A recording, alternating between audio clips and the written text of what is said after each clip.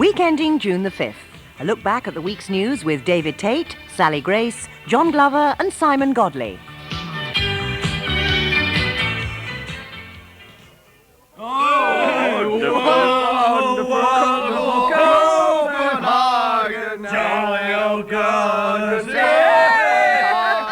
Paraphrase the words of our immortal Dane, whether 'tis nobler in the main to suffer the slings and arrows of outrageous fortune, or to say, stuff the European community. or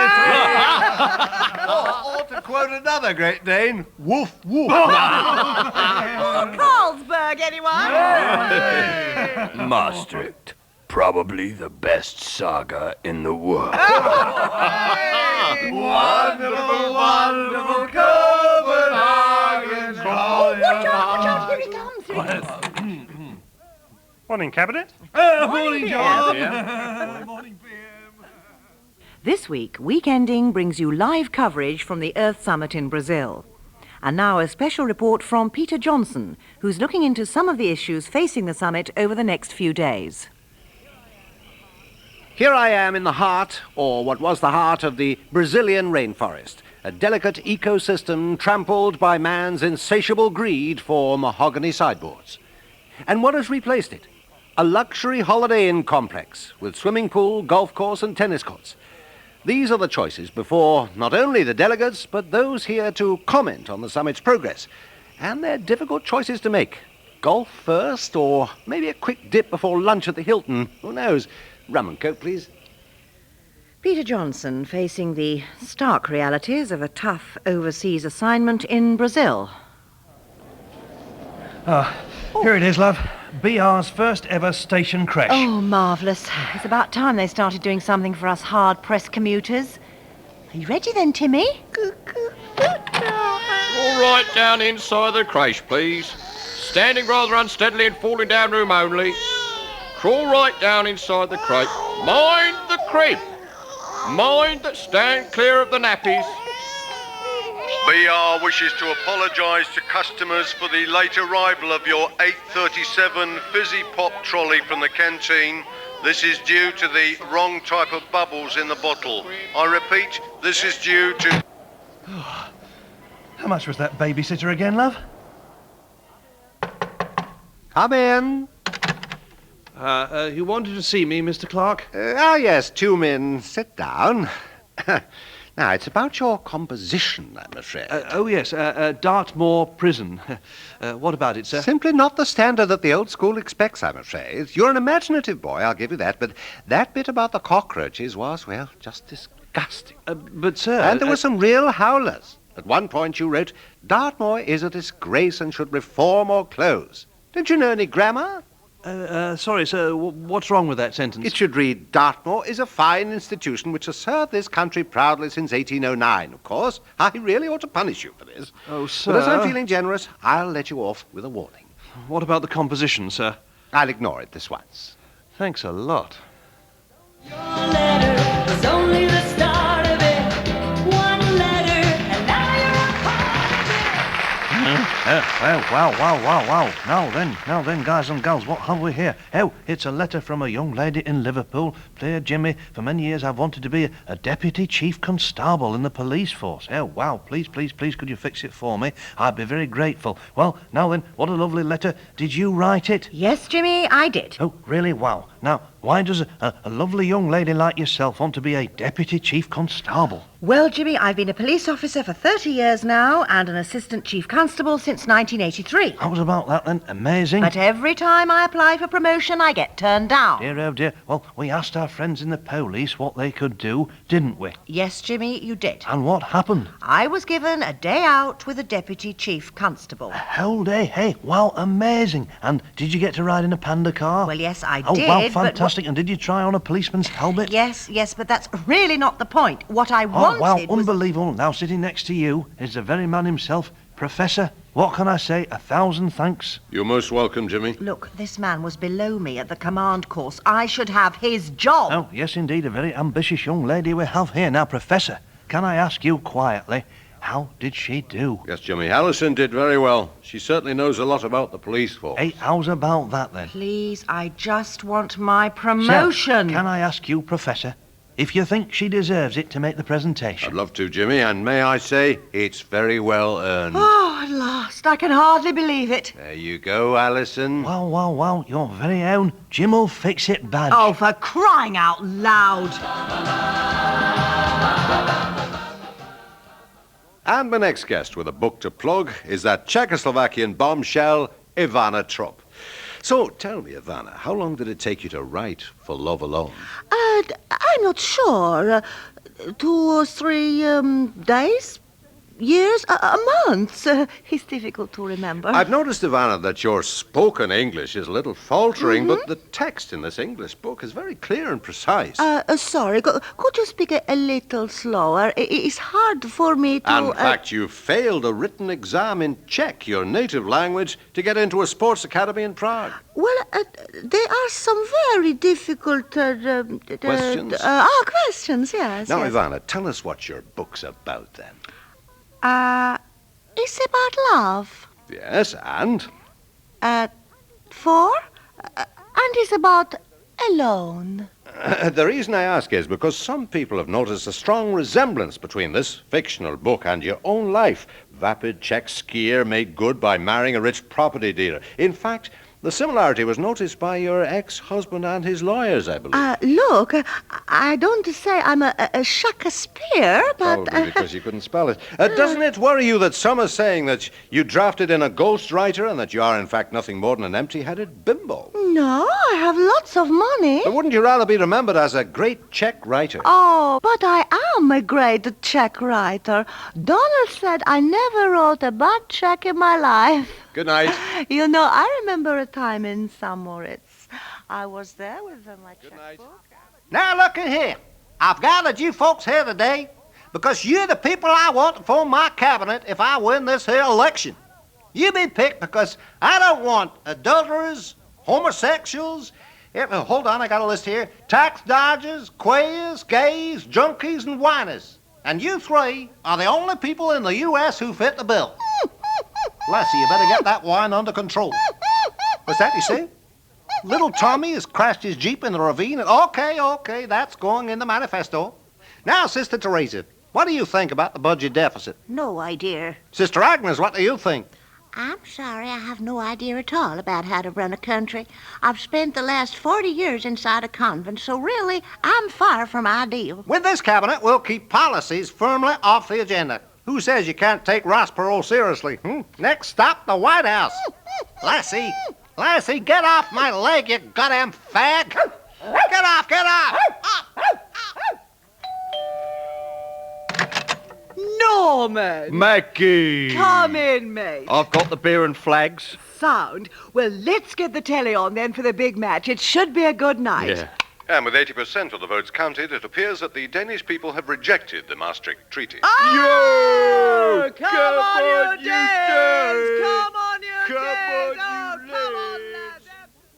Well, here I am, still in the studio, and we're going back over to our Earth Summit correspondents now in Brazil. Peter Johnson, you're on Copacabana Beach. Your view on the summit from there? It's 2-2 at the moment. Level pegging.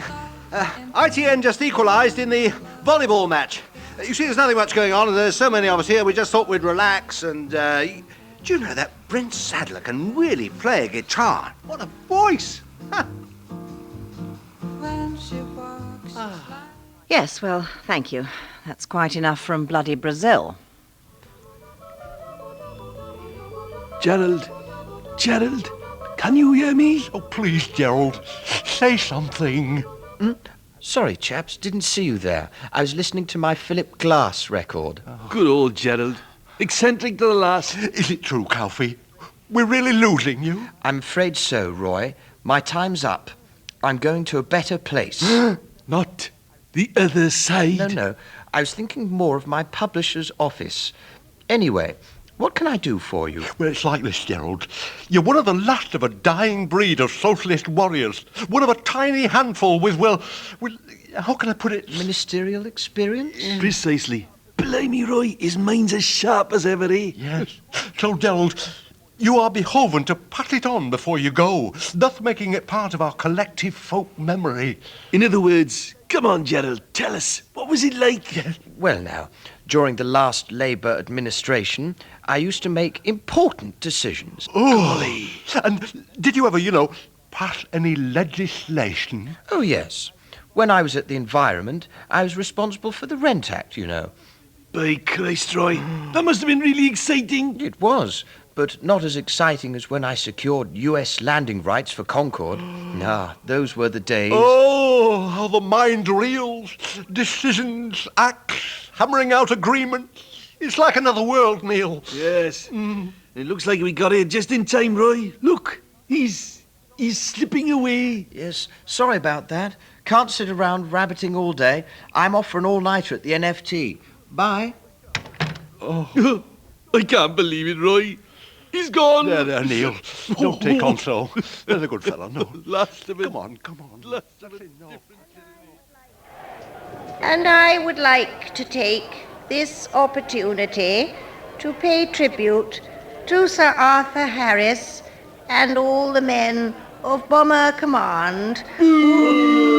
No statues for murderers! No statues for murderers! Who gave us all a chance. Statues! Help! Statues! That is, they gave us a chance for... Shame, murderers! That's a nice suit, pal, but won't your wife miss the curtain? Yes, I remember my first pint, sonny. Anyway, as I was saying... Mr. Major, what exactly will you be taking to the World Summit in Rio? I intend to learn from the lessons of history and follow in the footsteps of my ancestors. One of my forebears was at the birth of Jesus. I bring gold.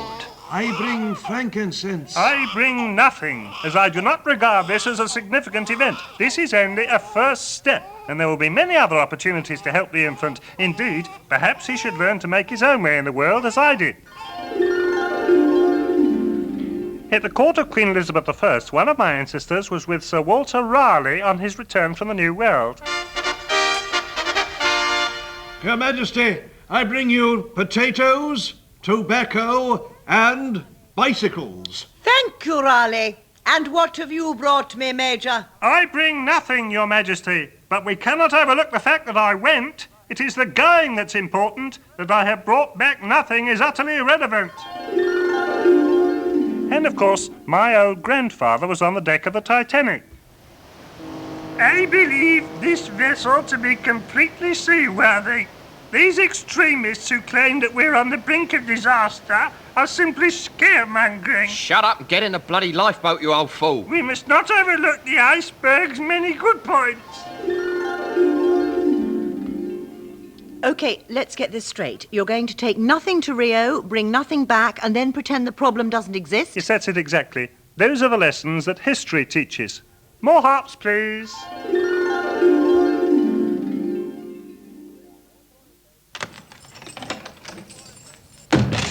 Stand by your beds. Prepare for inspection by the Governor and Judge Toomey. So you see, Judge, since your last inspection, things here at Dartmoor have improved no end. Well, the cells do seem to be a bit cleaner. Absolutely, heaps cleaner. And you'll notice that they have a toilet now, and a nice new notice board for the naughty pictures. Yes, a great improvement. And as for our being a dumping ground for long-term no-hopers, well, I think it's fair to say that we've made a great effort to humanize our inmates, to keep them in touch with the outside world and to prepare them for rehabilitation. I see. So tell me, what are you in for? English pig. I tell you nothing. I spit on your Lord Nelson and your so-called Wellington boots. Vive Napoleon! Vive la France! Yes, sorry, good.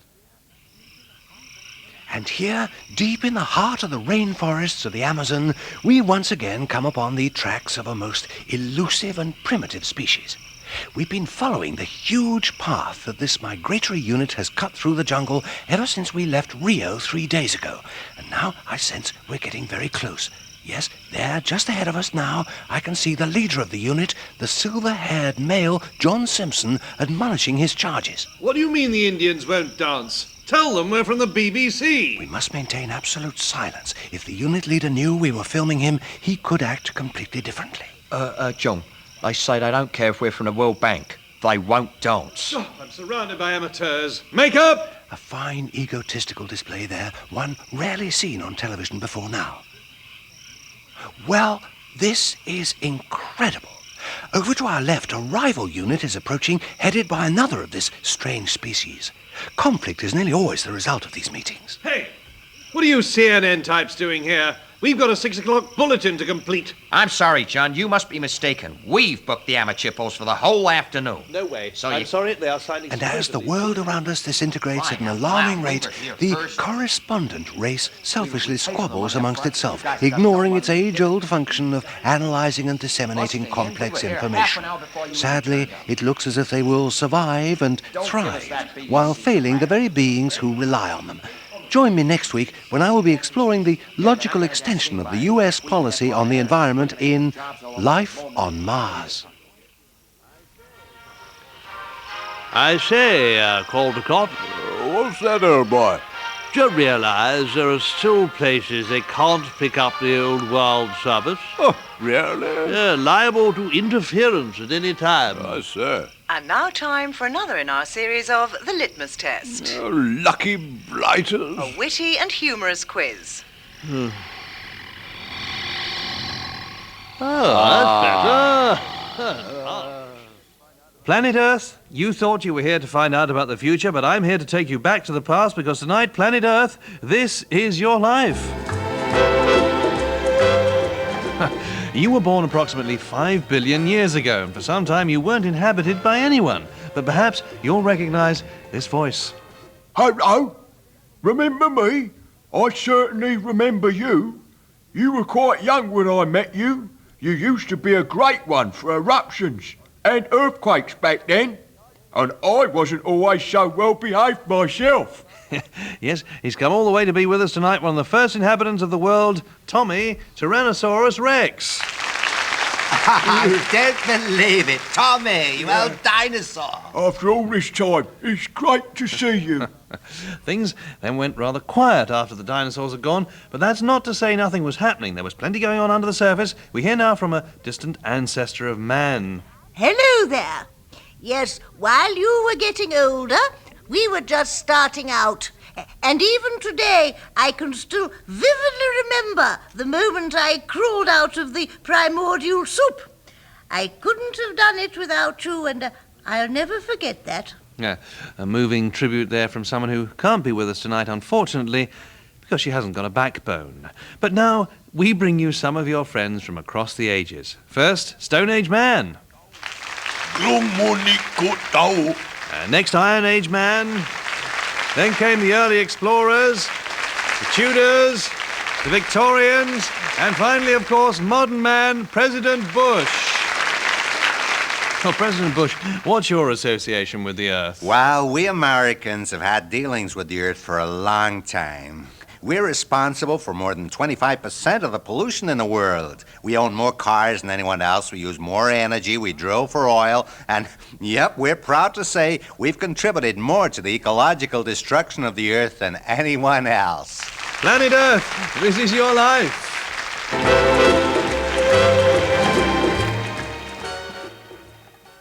Come in, Mrs. Bottomley. Hop in the chair. Now, open wide. How have you been? Oh, jolly good. Been busy? Yes, too busy to do anything about us dentists, I notice. You do realise that on the money we get from the NHS, it's impossible for us to survive? Still, I'm sure you'll be doing something about that just as soon as you can. Oh, dearie me. You seem to have an impacted wisdom tooth. And a very nasty root canal. And let me just see. 1, 2, 3, 6 fillings at least. And a couple of teeth need removing. OK. Now you'll just feel a slight prick and then a deep searing pain that will reverberate through your entire body, causing you to lose consciousness. If you're lucky. Now open very, very wide. Hello. You know, many people come into my surgery, and after I've checked their blood pressure with the thermometer and made sure their bowels can say 99, they ask, "Doctor, I'm terribly concerned about how I can be sure my doctor is really a doctor. Don't you worry, I reply. There's a lot of it about. Give them a quick injection of Diet Cola and whip out their gallbladder with my BMJ paper knife. Then, before you can say malpractice and indecent assault, medical qualifications are the last thing on their minds. So, if you find yourself suffering from an irrational fear of fake doctors or bogus quackums in whitus cotus et stethoscopus, as we like to call it, the best thing is to swallow 3 elastoplasts and go to bed with a glass of hot Head and Shoulders. After all, you can be certain that if the relevant authorities thought this was serious, they'd have a strict policy of regular checkups. And as far as I'm concerned, checking once in 30 years is good enough for me.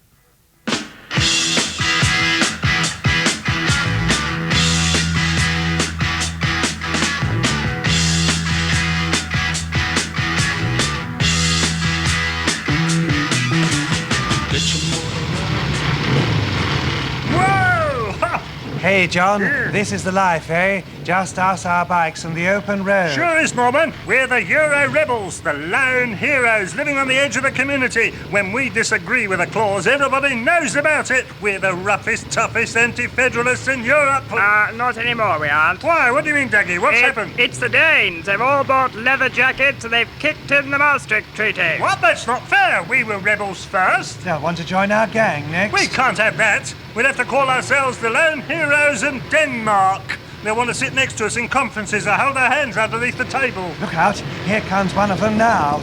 Hello, I am your special friend now. We can all be rebels together, yes? Never!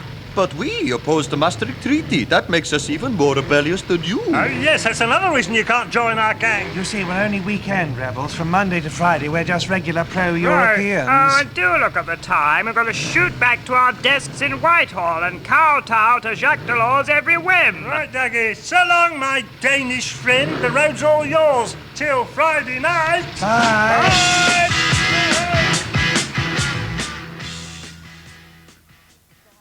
Inspector, you seem to have no end of reasons why Miss Halford was unsuitable for promotion. Would you care to explain them to this tribunal? You've already detailed your suspicions about her having an affair with a fellow officer. Well, yes. He was in her office when he didn't have an appointment, and that's a sure sign of an affair, if ever there was one, believe you me, Sunshine. Really? Oh, yes. She was a powerful disruptive. Yeah. And then, of course, there's the bribes. Bribes? Yes. We have evidence that she was receiving money on a regular basis from other police officers. You mean her wages? Wages, yes. But there's the tapes of her and known criminals discussing crimes in detail. Those tapes are of her in the police cells, aren't they? They're standard police procedure. They are, yes, but she harbours a dark secret, a dark and sordid secret in her past that makes her vulnerable to blackmail of the very kind you're witnessing today. For at least 16 years, Miss Halford lived with a man to whom she was not married, and even more sordid, the man's wife acquiesced to this domestic arrangement, even encouraging it. Sick, isn't it? Those two people were, in fact, her parents. That's irrelevant. What you don't understand is how unsuitable Miss Halford is for promotion. Kindly tell us why. She hasn't got the balls for the job. Weekending featured David Tate, Sally Grace, John Glover and Simon Godley. The sketches were written by Jim Walton, Al Murray and Ben Moore, Christian Howgill, Andy Riley and Kevin Cecil, Rant, Michael Dines, Georgia Pritchett, Barry Atkins, Crispin Belcher, Anil Gupta, Ben Miller, Russell Waiton, Ole Stepaniuk and Paul Powell. The producer was Louise Coates.